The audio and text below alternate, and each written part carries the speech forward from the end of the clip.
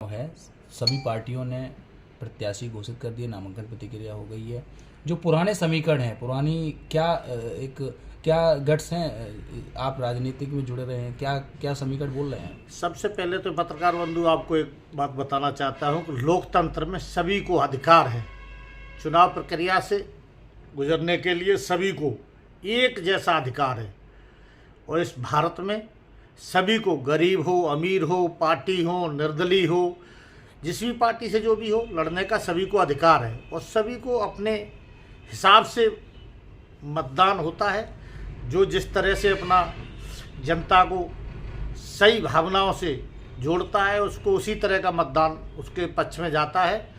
और मतदान के लिए एक देखना चाहिए, हर मतदाता को ये देखना चाहिए कि कौन प्रत्याशी है जो हमारे बीच रहेगा, हमारे गरीबों की बात सुनेगा, गरीबों के उत्थान की बात करेगा, कल विधानसभा में जाए और बैठे और वहाँ पर अपने आप को, अपने वोटर को महसूस करा सके कि मैं आपके द्वारा चुना हुआ व्यक्ति हूँ और मैं आपकी आवाज़ को उठाता हूँ। तब तो उसके लिए एक जनता को सुकून मिलेगा। न कहीं को किसी को वोट दे करके और कोई जा करके एम करे तो वो नहीं होता है। जैसे कि करैल विधानसभा में हाँ अगर प्रत्याशी की बात की जाए, हाँ। एक तरफ तेज प्रताप यादव है, तो वहीं भाजपा से अगर बात की जाए तो अंजेश प्रताप यादव है, जो आपस में ही एक रिश्तेदार भी हैं। क्या कहेंगे? ऐसा राजनीति में देखो कुछ चलता नहीं है और जो भी हैं वो अपनी अपनी पार्टियों से हैं, इससे मुझे कोई लेना देना भी नहीं है।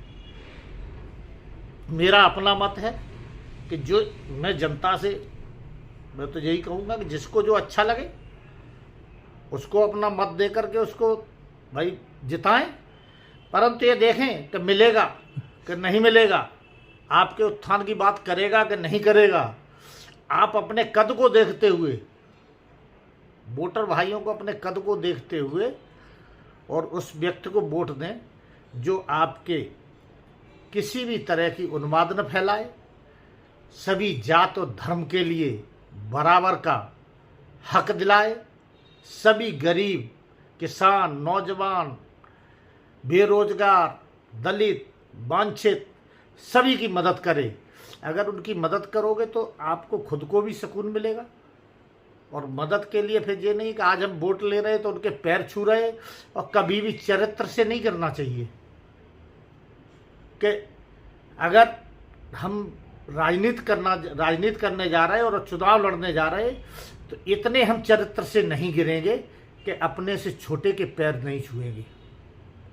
पैर उसके छुए जाते जो हमें आशीर्वाद दे, और आशीर्वाद वो देता है जो हमसे एज में बड़ा हो, क्वालिफिकेशन में बड़ा हो, दूसरा उसके अंदर बुद्धिजीवी हो, उसके अंदर एक कहने की शक्ति हो। वो उन लोगों के गरीब से गरीब पैर उसके छूना चाहिए जो दलित वर्ग से जो गरीब, जिसके पैर सबसे गंदे हों, उसके अगर पैर छुओगे तो कुछ न कुछ निश्चित मिलेगा। और एक धुले हुए और कवरे और चिट्ठों के पैर छुओगे तो मुझे नहीं लग रहा कुछ मिलेगा, क्योंकि वो तो जो आएगा वो उन्हीं के पास तो आएगा, जो भी आएगा वो उन्हीं के पास आएगा। उन गरीबों के पास वही व्यक्ति जाता है जिसको गरीबों की एक सोच होती है, गरीबी से उठ के आता है। कोई राजा महाराजा हो, कोई वे हो, तो ऐसे लोग कहाँ उनको तो आवरे कब्र जो बिल्कुल टिप टॉप वाले हों या बहुत बड़े लोग हों, इनके अच्छा लगता है पैर छूने में, पर मुझे नहीं अच्छा लगता। क्या लगता है कि अब की बार विधानसभा में किसकी पार्टी भारी रहेगी? अब वोटर जिसको वोट देगा उसकी पार्टी भारी रहेगी, उसमें क्या, जिसको वोटर वोट देगा। और ये तो आप लोगों को सभी को पता होगा किसकी भारी रहेगी, किसकी हल्की रहेगी। जो जात के लिए काम करेगा, सबसे पहले हम जात के नेता होते हैं, उसके बाद हम हर समाज से अगर हमारे साथ जुड़ा हुआ व्यक्ति सुकून से महसूस करता है, सुकून महसूस करता है, तो उससे ही कुछ मिलेगा। ठीक, धन्यवाद। नेताजी, अक्सर देखा जाता है प्रधानी का चुनाव हो, चाहे विधानसभा का चुनाव हो, चाहे लोकसभा हो, बड़े से बड़े उम्र के प्रत्याशी होते हैं जो छोटों के पैर छूने लगते हैं, अक्सर देखा जाता है, क्यों करते हैं ऐसा? बहुत वो अपने चरित्र से भी गिरे हुए, अपने स्वाभिमान से भी गिरे हुए, अपने सम्मान से भी गिरे हुए लोग हैं। अरे पैर छूने की जरूरत क्यों पड़ेगी? अगर तुम हर समय उसको उत्थान से और उससे बात करोगे, उससे सही से तमीज से बात करोगे, चुनने के बाद अगर हम बदतमीजी किसी के साथ करेंगे तो पैर क्या, नाक भी रगड़नी पड़ेगी, बाद में उनकी नाक भी रगड़नी पड़ेगी उन्हीं लोगों से जो 5 साल के बच्चे को हो सकता है। और ऐसे लोग, गिरे हुए लोग, क्या अपने नाती के पैर क्यों नहीं छूते? अपने बच्चों के पैर छुए तो वहां से कुछ मिलेगा? ऐसे क्या मिलेगा? जिसके साथ, किसी के साथ अपमान करोगे, उसके पैर छुओगे तो उससे क्या मिलेगा? कुछ नहीं मिलने वाला है। वो दिल से नहीं दे सकता, वो दिल से तभी देगा कि उससे दिल से जुड़ोगे और दिल के स्वाभिमान और सम्मान की बात करोगे, तभी मिलेगा कुछ।